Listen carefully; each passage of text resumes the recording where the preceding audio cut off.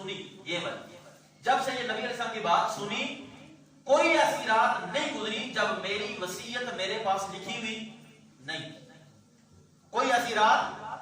اللہ اکبر، کتنا سنگین معاملہ ہے کہ مرنے سے پہلے موت کی تیاری اور موت کی تیاری کے بعد وصیت لکھی ہونی چاہیے۔ اور وصیت یاد رکھیں صرف مال نہیں ہوتا، بلکہ وصیت میں ہم یہ بھی کہہ سکتے ہیں کہ ہمارے بچوں میرے مرنے کے بعد آپ نمازی بن جانا، میرے مرنے کے بعد آپ اللہ رب العزت سے ہمیشہ ڈرتے رہنا، نیک اعمال کرتے رہنا، یہ بھی وصیت ہوتی ہے، یہ بھی لکھ کے رکھی ہونی چاہیے۔ اور دوسری بات، وصیت کوئی اتنی بڑی بات نہیں ہے کہ ہم اسٹامپ پیپر پہ لکھتے پڑھیں، بلکہ آپ اپنی ڈائری میں اپنا جو روزمرہ کا کھاتا ہے، جو مالی کھاتا ہے، وہ آپ لکھیں، میرے پاس اتنا گھر ہے، میرے پاس یہ پلاٹ ہے، اتنی مالیت ہے، میں نے فلاں دکاندار سے اتنے پیسے لیے ہیں، فلاں سے یہ چیز لیے، وہ لکھا ہو، کیونکہ موت تو کسی پہ وقت آ جائے گی نا۔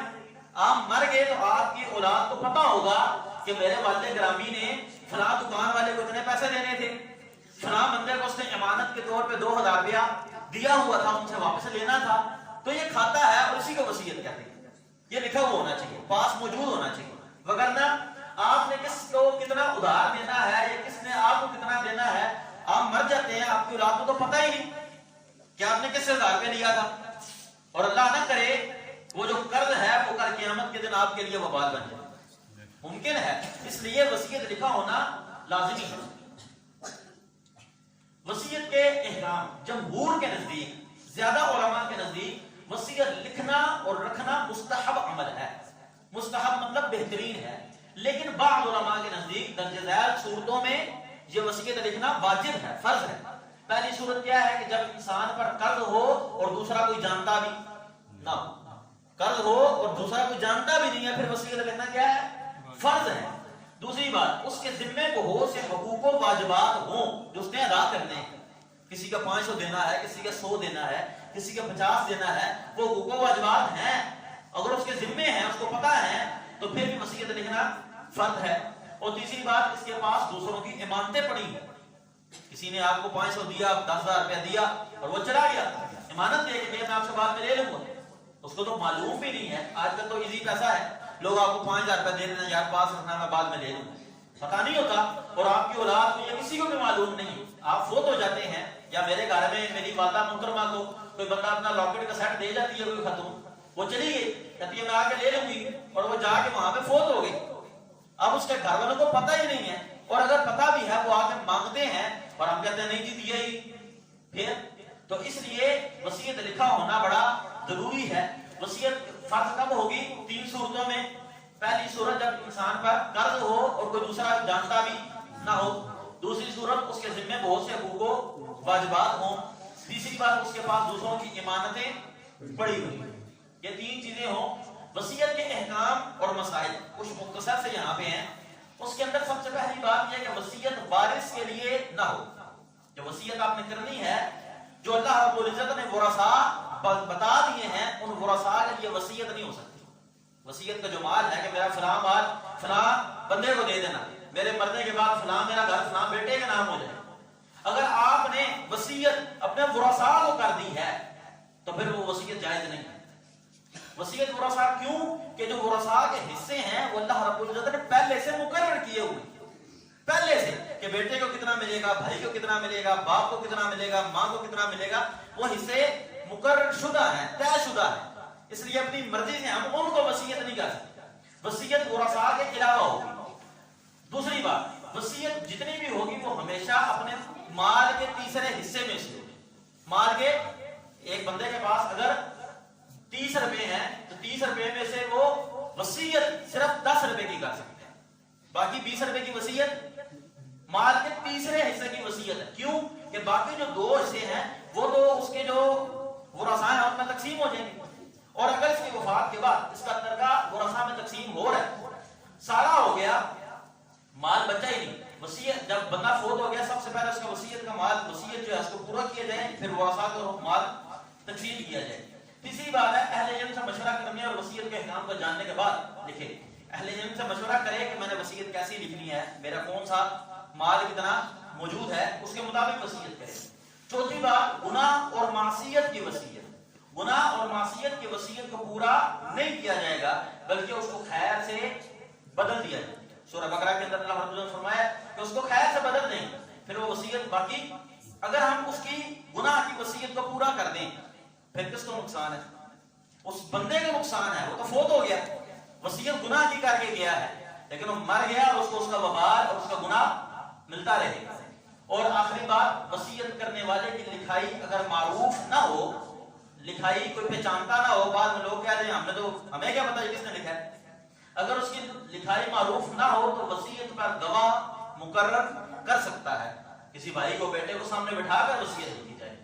یہ تھے وصیت کے کچھ احکام و مسائل. تو پہلا موضوع کیا تھا ہمارا, مرنے سے پہلے کیا. مرنے سے پہلے دو باتیں, ایک یہ تھا کہ موت کی تیاری کی جائے, اور دوسرا بات ہے کہ ہم وصیت لکھیں. موت کی تیاری کے لیے سب سے پہلی بات کیا تھی؟ موت کو یاد کیا جائے. ماشاءاللہ. دوسرا کام اعمال صالحہ کیے جائیں. سب کی آواز نہیں آ رہی. اعمال صالحہ کیے جائیں. تیسرا کام اللہ سے اچھا گمان رکھا جائے. ماشاءاللہ. یہ تین کام موت سے پہلے کرنے کے ہیں. سب سے پہلی بات یہ ہے کہ ہم موت کو یاد کریں. دوسری بات نیک اعمال کریں. تیسرا کام اللہ سے ہمیشہ اچھا گمان رکھیں. اور چوتھی بات اور چوتھا کام یہ ہے کہ ہم اپنی وصیت کو ہمیشہ اپنے پاس لکھ کر رکھیں. ہمیشہ اپنی وصیت کو اپنے پاس لکھ کر رکھیں. یہ تھا پہلا موضوع کہ موت سے پہلے, مرنے سے پہلے کیا کیا جائے. اب موت کا وقت آ گیا ہے. دوسرا موضوع ہے ہمارا, موت کا وقت آ گیا. مرنے سے پہلے معلوم ہو گیا کیا ہے. ایک بندے کو موت کا وقت آ گیا ہے, اس کو جس کو موت کا وقت آیا ہے, ہم دوسروں کے لیے ہمارے اوپر کیا حقوق ہیں کہ ہم, ہمارے لیے کیا حکم ہے, ہم کیا کریں. سب سے پہلی بات یہ ہے کہ موت جو آتی ہے عموماً کوئی شخص بیمار ہو جاتا ہے, مریض ہوتا ہے, تب اس کو موت آتی ہے. عموماً, خاص نہیں. ویسے تو موت کسی بھی وقت کسی بھی طرح سے آ سکتی ہے. تو موت جو ہے وہ مریض کی وجہ سے آتی ہے. تو جب موت کا کسی کے اوپر وقت آ رہا ہو یا نہ آ رہا ہو, سب سے پہلی بات ہے کہ مریض کی عیادت کی جائے. مریض کی عیادت کی جائے. تو مریض کی عیادت کرنا بھی اللہ کے رسول صلی اللہ علیہ وسلم کی عظیم سنت ہے. اور مریض کی عیادت کرنا, اس پر مریض اور اس کے اہل خانہ کی دلجوئی ہوتی ہے, اسلامی خود پروان چڑھتی ہے. جبکہ انسان ایسے شخص کو دیکھ کر یہ سبق بھی حاصل کرتا ہے کہ میں بھی اپنی صحت کے ایام کو دینوں دنیا کی بھلائی میں صرف کر لوں, کیونکہ اب وہ بیمار ہو گیا ہے, وہ مرنے لگا ہے, اور اب شاید وہ بہت سارے نیکی کے کام نہیں کر سکتا. تو انسان کو یہ احساس ہوتا ہے کہ مجھے اللہ نے صحت دی ہے, میں اس بیماری کے وقت آنے سے پہلے اس صحت کے دن کو غنیمت جانوں. اسی لیے اللہ کے نبی علیہ السلام کی حدیث مبارکہ ہے کہ 5 چیزوں کو 5 باتوں سے پہلے غنیمت جان لو. پہلی بات ہے بڑھاپے کو جوانی سے پہلے, بڑھاپا آنے سے پہلے جوانی کو غنیمت سمجھ لو, کیونکہ انسان بڑھاپے میں بہت سے نیکی کے اعمال نہیں کر سکتا جو انسان جوانی میں کر سکتا ہے. دوسری بات, اپنی بیماری کو اپنی صحت سے پہلے غنیمت جان لو. صحت کو غنیمت جاننا چاہیے. ایسا نہ ہو کہ بندہ بیمار ہو جائے اور بندہ نیکی کے اعمال نہ کر پائے. پھر اپنی فقیری کو اپنی تمنگری سے پہلے غنیمت جان لینا چاہیے. اللہ نے مال دیا ہے, میں اس کے ذریعے سے اللہ کو راضی کر سکتا ہوں. اللہ نے مال دیا ہے تو میں اللہ کی جنت خرید سکتا ہوں اس مال کے ذریعے سے. اس سے قبل کہ اللہ مجھے فقیر کر دے, اس سے قبل کہ میرا مال ختم ہو جائے. اور پھر اپنی مشغولیت کو فراغت سے پہلے, کہ میں اس سے قبل کہ مصروف ہو جاؤں, اگر میں فارغ ہوں تو فراغت کے وقت کو بھی میں غنیمت جانوں.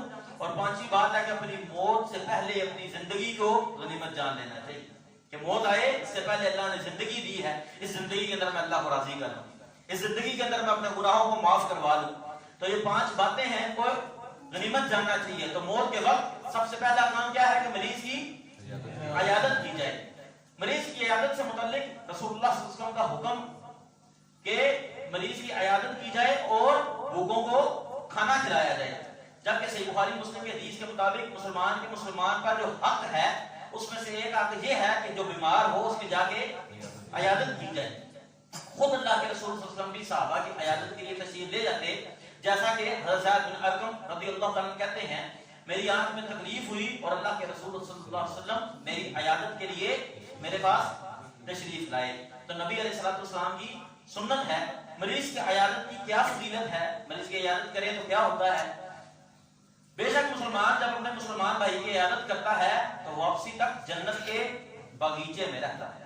سبحان اللہ. جب تک ایک مسلمان صرف جائے، جا کے 2 لمحے بیٹھے اور صرف یہ پوچھا بھائی آپ کا کیا حال ہے، اللہ آپ کو صحت دے، اتنا کہہ کے واپس آ گیا، وہ مسلمان جنت کے باغیچے میں رہتا ہے۔ اور لمبی ایک حدیث ہے، حضرت سعید جو تابعی ہیں کہتے ہیں علی رضی اللہ تعالیٰ نے میرا ہاتھ پکڑ کر کہا کہ ہمارے ساتھ حسن رضی اللہ تعالیٰ عنہما کے پاس چلتے ہیں، ہم ان کی عیادت کریں گے۔ تو ہم ان کے پاس، جب ہم ان کے پاس گئے تو حضرت ابو موسیٰ اشعری رضی اللہ تعالیٰ عنہ کو پائے۔ تو علی رضی اللہ تعالیٰ نے پوچھا اے ابو موسیٰ کیا آپ عیادت کے لیے آئے ہیں یا صرف زیارت کے لیے آئے ہیں؟ ویسے آئے تھے یا آپ کو معلوم تھا کہ یہ بیمار ہیں اور میں ان کی عیادت کر لوں؟ عیادت کے لیے آئے ہیں یا زیارت کے لیے؟ تو انہوں نے کہا میں ان کی عیادت کے لیے آیا ہوں، یہ بیمار تھے۔ تو حضرت علی رضی اللہ تعالیٰ نے کہا بات بڑی قابل توجہ ہے، رسول اللہ صلی اللہ علیہ وسلم نے فرمایا، میں نے ان کو سنا ہے کہ جو مسلمان بھی کسی مسلمان کی صبح کے وقت عیادت کرتا ہے تو شام تک 70,000 فرشتے اس کے لیے استغفار کرتے ہیں۔ 70,000 فرشتے، صبح کسی نے عیادت کی کسی بیمار کی، 70,000 رب کے فرشتے اس کے لیے معافیاں مانگتے ہیں۔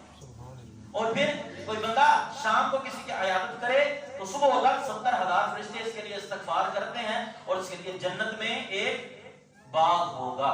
سنن ترمذی کی حدیث ہے اور صحیح حدیث ہے۔ اس لیے عیادت کرنے کی بڑی فضیلت ہے۔ تو موت کسی کو آ رہی ہے یا کوئی بیمار ہو گیا ہے اور ہو سکتا ہے اس بیماری کی وجہ سے اس کو موت آ جائے، تو ہم پر یہ حق ہے کہ ہم اس کی جا کے عیادت کریں، یہ ہم پر لازم ہے۔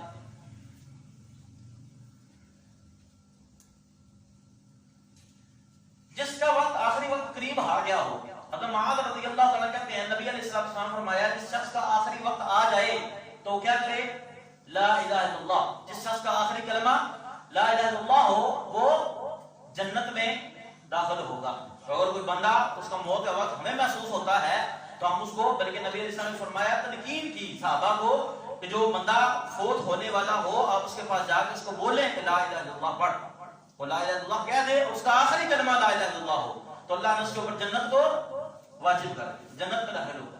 اللہ رب نے فرمایا ہے ان الذين قالوا ربنا الله ثم استقاموا تتنزل عليهم الملائكه الا تخافوا ولا تحزنوا وابشروا بالجنه التي كنتم توعدون۔ بے شک جنہوں نے یہ کہا کہ ہمارا رب اللہ ہے، یعنی کہ آخری اس کا کلمہ کیا تھا؟ لا الہ الا اللہ، پھر اس پر قائم رہا، اس کے بعد کوئی اور بات اس نے نہیں کی، تو اس پر فرشتے اتریں گے اور اس کو یہ کہیں گے نہ تم خوف کرو نہ تم غم کرو، نہ تم خوف کرو نہ تم غم کرو، اور تمہیں جنت کی خوشخبری ہے جس کا تم سے وعدہ کیا جاتا ہے۔ تو اس لیے کسی کو موت آئے تو اس کو آخری کلمہ لا الہ الا اللہ ہونا چاہیے۔ یہاں اللہ نے فرمایا اللہ تخافوا ولا تحزنوا، نہ خوف ہو نہ غم ہو۔ خوف اور غم کیا ہوتا ہے؟ خوف اور حزن میں کیا فرق ہے؟ کسی بھائی کو معلوم ہے؟ خوف اور غم، خوف آنے والے جو نقصانات ان سے، جو غضب جو پیچھے گزر چکے۔ ماشاءاللہ بہترین بات۔ مفسرین کرام جو ہمارے جمہور مفسر ہیں وہ یہی معنی لیتے ہیں خوف جو ہوتا ہے وہ آنے والا ڈر، آنے والی تکالیف، اس کو خوف کہتے ہیں، اور حزن اور غم وہ ہوتا ہے جو پیچھے گزر چکا، اس پہ غم ہوتا ہے انسان کو کہ یار میرے ساتھ کیا ہو گیا۔ تو اللہ تعالیٰ فرماتے ہیں کہ جس بندے کا آخری کلمہ لا الہ الا اللہ ہو اور وہ اس پر ڈٹ گیا تو اس کو نہ خوف ہوگا نہ غم ہوگا، نہ پیچھے والوں کا غم ہے، نہ جو گزر گیا اس کا غم ہے، اور نہ آگے کا ڈر ہے۔ اللہ اکبر۔ جو وہاں پہ حاضرین جو لوگ موجود ہیں، ایک بندے کو موت آ رہی ہے تو ان کے لیے کیا ہے؟ ابو سعید خدری رضی اللہ عنہ بیان کرتے ہیں وہ یہ حدیث کہ نبی علیہ السلام نے فرمایا اپنے مرنے والوں کو لا الہ الا اللہ کی تلقین کرو۔ کن کو؟ مرنے والوں کو، یعنی کہ جو جس کو موت آنے لگی ہے۔ ہمارے یہاں کیا ہوتا ہے؟ ہمارے یہاں کیا ہوتا ہے؟ جب ابھی بندہ مرا نہیں ہے، اب اس کو موت نزا کی حالت ہے یا مرنے والا ہے تو ہم بیٹھ کے کیا پڑھتے ہیں؟ لا الہ الا اللہ یا سورہ یاسین۔ ہم سورہ یاسین کھول لیتے ہیں، ہم سورہ بقرہ پڑھنی شروع کر دیتے ہیں۔ اللہ کے نبی صلی اللہ علیہ وسلم نے کیا کہا کہ اس کو کس چیز کی تلقین کرو؟ لا الہ الا اللہ کی۔ اور تلقین کا مطلب یہ نہیں ہے کہ پاس بیٹھ کے لا الہ الا اللہ پڑھنا شروع کر دیں۔ ہمارے یہاں یہ بھی ہوتا ہے کہ پاس بیٹھ کے ہم لا الہ الا اللہ پڑھنا، پاس بیٹھ کے لا الہ الا اللہ نہیں پڑھنا، اس کو بولنا ہے کہ بھائی آپ لا الہ الا اللہ پڑھیں، اور اگر اس نے لا الہ الا اللہ کہہ دیا ہے اس کے بعد آپ بھی خاموش ہو جائیں وہ بھی خاموش، اس کے بعد کوئی اور فالتو بات مت کریں کیونکہ اس کا آخری کلمہ لا الہ الا اللہ ہی ہے۔ ہاں بیچ میں اگر وہ کہتا ہے بھائی مجھے پانی دے دو، کوئی اور بات کرتا ہے، اب اس کا آخری کلمہ بدل گیا، اب اس کو پھر بولیں کہ بھائی لا الہ الا اللہ کہہ دیں۔ تو جب تک اس کا کلمہ آخری لا الہ الا اللہ رہے تو بہت ہے، بار بار نہیں کہنا.